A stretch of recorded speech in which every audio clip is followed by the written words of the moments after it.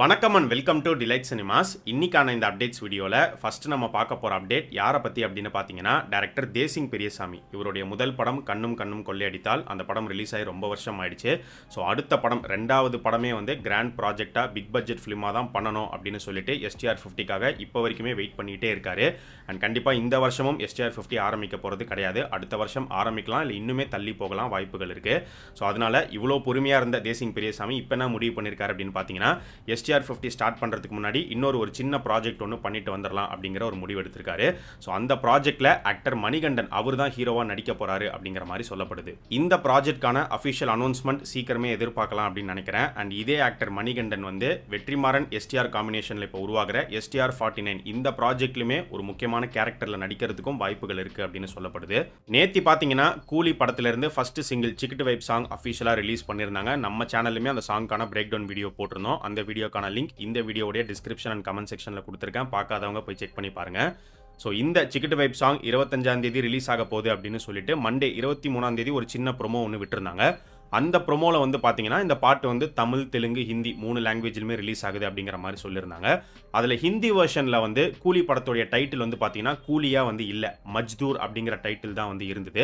அதை பார்த்துட்டு சோஷியல் மீடியாவில் என்ன எல்லா லாங்குவேஜிலுமே கூலிங்கிற டைட்டிலில் ரிலீஸ் ஆகுது, ஆனால் ஹிந்தியில் மட்டும் ஏன் வந்து மஜ்தூர் அப்படின்னு டைட்டில் மாற்றிருக்காங்க அப்படின்னு பார்க்கும்போது, ஏற்கனவே ஹிந்தியில் பார்த்தீங்கன்னா அமிதாப் பச்சன் நடித்து 80s கூலி அப்படிங்கிற ஒரு படம் வந்துருச்சு. அது மட்டும் இல்லாமல் 90s வந்து கூலி நம்பர் 1 அப்படின்னு ஒரு படம் வந்தது. அந்த படத்தை வருண் தவானை வச்சு 2020 வந்து ரீமேக் பண்ணியிருந்தாங்க. ஸோ ஹிந்தியில் கூலிங்கிற டைட்டில் அவைலபிளாக இல்லாமல் இவங்களுக்கு கிடைக்காம இருந்திருக்கலாம். அதனால கூட மூவி டீம் மஜ்தூர் அப்படிங்கிற டைட்டில் ஃபிக்ஸ் பண்ணியிருக்கலாம். மஜ்தூர் அப்படின்னாலும் லேபரர், ஒர்க்கர் அப்படின்னு தான் அர்த்தம். ஆனால் சோஷியல் மீடியாவில் பார்த்தீங்கன்னா மஜ்தூர் டைட்டில் வந்து நல்லா இல்லை, நீங்கள் ஹிந்தி வெர்ஷனுக்கும் கூலி அப்படிங்கிற டைட்டிலே ஃபிக்ஸ் பண்ணுங்க அப்படின்லாம் வந்து ரிக்வஸ்ட் பண்ணியிருந்தாங்க. ஸோ இந்த ரிக்வஸ்ட்டை மூவி டீம் எடுத்துகிட்டு மாற்றுவாங்களா இல்லையா அப்படிங்கிறத வெயிட் பண்ணி தான் பார்க்கணும். ஒருவேளை டேரெக்டாக கூலின்னு வைக்க முடியலனா சூப்பர் ஸ்டார்ஸ் கூலி அந்த மாதிரி ஏதாவது வைக்கலாம். ஏன்னா மாஸ்டர் படத்துக்குலாம் பார்த்தீங்கன்னா ஹிந்தி டைட்டில் வந்து விஜய் த மாஸ்டர் அப்படின்னு தான் வந்து ரிலீஸ் ஆச்சு. ஸோ இந்த மாதிரி தான் ஆட் பண்ணி ரிலீஸ் பண்ணுவாங்க. அப்படி பண்ணுறதுக்கும் வாய்ப்புகள் இருக்குன்னு நினைக்கிறேன். ஸோ கூலி படத்துக்கான ஹைப் அண்ட் பிஸ்னஸ் எல்லாமே பெரிய லெவலில் தான் இருக்குது. பொதுவாக சன் பிக்சர்ஸ் எடுத்துக்கிட்டிங்கன்னா அவங்க ப்ரொடியூஸ் பண்ணுற படங்கள், பெரிய படங்கள் எல்லாத்தையுமே தமிழ்நாட்டில் ஓனாக தான் வந்து ரிலீஸ் பண்ணுவாங்க. ஆனால் இப்போ கூலி படத்துக்கு அவங்க ஒரு ஆப்ஷன் கொடுத்துருக்கிறதா வந்து சொல்லப்படுது. என்ன ஆப்ஷன் அப்படின்னு கேட்டிங்கன்னா, இந்த கூலி படத்தை சன் பிக்சர்ஸ் கிட்டேருந்து யாராவது வாங்கி தமிழ்நாட்டில் ரிலீஸ் பண்ணணும் அப்படின்னு நினச்சா பண்ணலாம். அதுக்கான ஆஸ்கிங் ப்ரைஸ் வந்து 110 கோடி ரூபா ஃபிக்ஸ் பண்ணியிருக்கிறதா ஒரு நியூஸ் இருக்குது. 110 கோடி அப்படிங்கிறது ஒரு ஹியூஜ் ப்ரைஸ். இவ்வளோ பெரிய அமௌண்ட் கொடுத்து யாராவது வாங்குறதுக்கு ரெடியாக இருந்தாங்கன்னா அப்போ சன் பிக்சர்ஸ் கொடுக்கறதுக்கு தயார் அப்படிங்கிற மாதிரி தான் சொல்லப்படுது. வேறு யாராவது வாங்கி ரிலீஸ் பண்ணுறதுக்கு வாய்ப்புகள் இருக்குது. அப்படி யாருமே வரல அப்படின்னாலும் சன் பிக்சர்ஸ்க்கு எந்த ஒரு கவலையும் இல்லை. அவங்க வழக்கம் போல் ரெட் ஜெயின் மூலிமா ஓன் ரிலீஸே பண்ணிடுவாங்க அப்படிங்கிற ஒரு நியூஸ் இருக்குது. அண்ட் தெலுங்குலையுமே பார்த்தீங்கன்னா இந்த கூலி படத்துக்கான டிமாண்ட் வந்து முன்னாடியே கிரியேட் ஆயிடுச்சு. ஸோ அதனால் தெலுங்கு ஆஸ்கிங் ப்ரைஸ்மே இவங்க 46 to 50 crores ஃபிக்ஸ் பண்ணியிருக்கிறதா வந்து ஒரு நியூஸ் இருக்குது. பட் இன்னும் எதுவுமே வந்து செல் ஆகலை, கன்ஃபார்ம் ஆகலை. இப்போதைக்கு ஓவர்சீஸ் மட்டும்தான் வந்து செல் பண்ணியிருக்காங்க. மீதி எல்லாமே வந்து டாக்ஸ் தான் போயிட்டுருக்கு. போக போக யார் யார் எந்தெந்த ஸ்டேட்டில் வாங்க போகிறா, எவ்வளோ தொகைக்கு வாங்க போகிறா அப்படிங்கிறது நமக்கு தெரிய வரும். டேரக்டர் லோகேஷ் கனகராஜ் எடுத்துக்கிட்டோம் அப்படின்னா ஒரு பக்கம் பிஸியாக டைரக்ட் பண்ணிட்டு இருக்காரு, இன்னொரு பக்கம் அவருடைய ப்ரொடக்ஷன் பேனரில் ஒவ்வொரு படமாக வந்து தயாராகிட்டே வருது. ஸோ அந்த வகையில் ஆக்டர் சூரி வந்து லோகேஷ் கனகராஜோடைய பேனரில் ஒரு படம் நடிக்க போகிறாரு அப்படிங்கிற நியூஸை சூரியே கொஞ்ச நாளைக்கு முன்னாடி ஒரு இன்டர்வியூவில் கன்ஃபார்ம் பண்ணியிருந்தாரு. அந்த ப்ராஜெக்டை பற்றி இப்போ வந்திருக்கிற நியூஸ் என்ன அப்படின்னு பார்க்கும்போது, மலையாளம் டைரக்டரான லிஜோ ஜோஸ் ஜல்லிக்கட்டு, நண்பகல் நேரத்து மயக்கம், சுருளி இந்த மாதிரி சூப்பரான படங்களை கொடுத்த லிஜோ ஜோஸோடைய இயக்கத்தில் லோகேஷ் கனகராஜோடைய பேனரில் சூரி ஒரு படம் ஹீரோவாக நடிக்கிறதுக்கு நிறைய பாசிபிலிட்டிஸ் இருக்குது அப்படிங்கிற மாதிரி இப்போ நியூஸ் வந்துட்டுருக்கு. ஸோ இந்த காம்போ நடந்துச்சுன்னா சூப்பரான டிஃப்ரெண்ட்டான ஒரு காம்பினேஷனாக வந்து இருக்கும். அண்ட் அதே மாதிரி லோகேஷ் கனகராஜ் வந்து டைரக்ஷன் ப்ரொடக்ஷனை தாண்டி ஹீரோவாக ஒரு படம் நடிக்க போகிறாரு அப்படிங்கிற நியூஸ் வந்து முன்னாடியே வந்தது. அன்பரியூ மாஸ்டர்ஸ் டைரக்ட் பண்ணி இவர் ஹீரோவாக நடிக்க போகிறாருன்னு. அதுக்கப்புறம் இப்போ ரீசெண்டாக வர நியூஸ் என்ன அப்படின்னு பார்த்தீங்கன்னா, அருண் மாதேஸ்வரன் அவருடைய டைரக்ஷனில் லோகேஷ் கனகராஜ் ஒரு படம் ஹீரோவா நடிக்க போறாரு.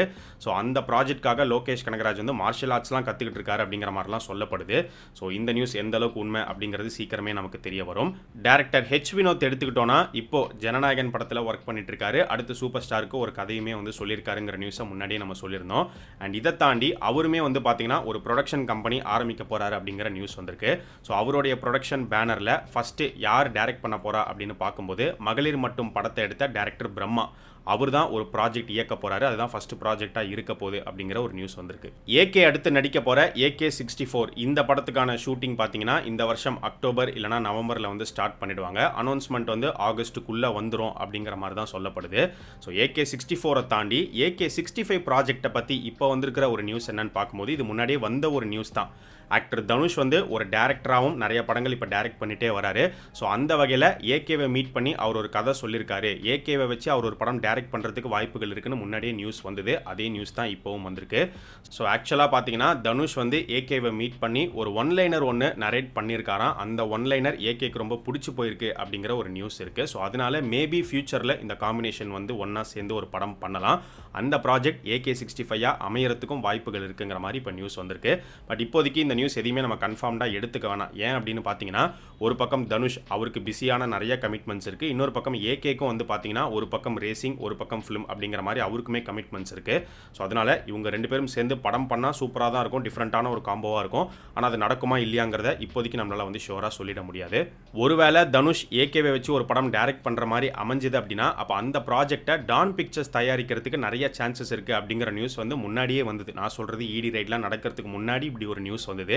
இப்போ ஆக்சுவலாக பார்த்தீங்கன்னா ஃபஸ்ட்டு டான் பிக்சர்ஸ் வந்து இட்லி கடையை ப்ராப்பராக ரிலீஸ் பண்ணணும், STR49 வந்து ஆரம்பிக்கணும், அதே மாதிரி பராசக்தி ஷூட்டிங் வந்து ரெஸ்யூம் பண்ணி அதையுமே வந்து ப்ராப்பராக ரிலீஸ் பண்ணணும்.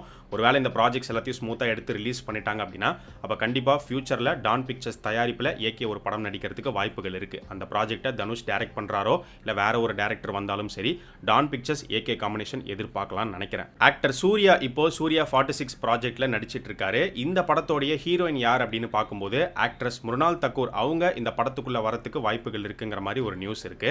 மமிதா பைஜு இந்த படத்தில் நடிக்கிறாங்க, ஆனால் அவங்க வந்து ஹீரோயினா வந்து நடிக்கல, வேற ஒரு கேரக்டர் தான் வந்து ப்ளே பண்றாங்க. ஸோ சூர்யா 46 தாண்டி சூர்யா 47 ப்ராஜெக்டை பத்தி முன்னாடியே ஒரு நியூஸ் நம்ம சொல்லியிருந்தோம். வாடிவாசல் படம் நடக்கல அப்படிங்கிறதுனால கலைப்புலி தானுக்கு வேற ஒரு ப்ராஜெக்ட் சூர்யா பண்ணி கொடுக்க போறாரு. அந்த ப்ராஜெக்டோடைய டேரக்டரா ஆவேசம் படத்தோடைய டேரக்டர் ஜித்து மாதவன் டைரக்ட் பண்றதுக்கான வாய்ப்புகள் இருக்குன்னு சொல்லியிருந்தோம். இந்த ப்ராஜெக்ட் வந்து ஆல்மோஸ்ட் கன்ஃபார்ம்ட் அப்படிங்கிற மாதிரி தான் இப்போ சொல்லப்படுது.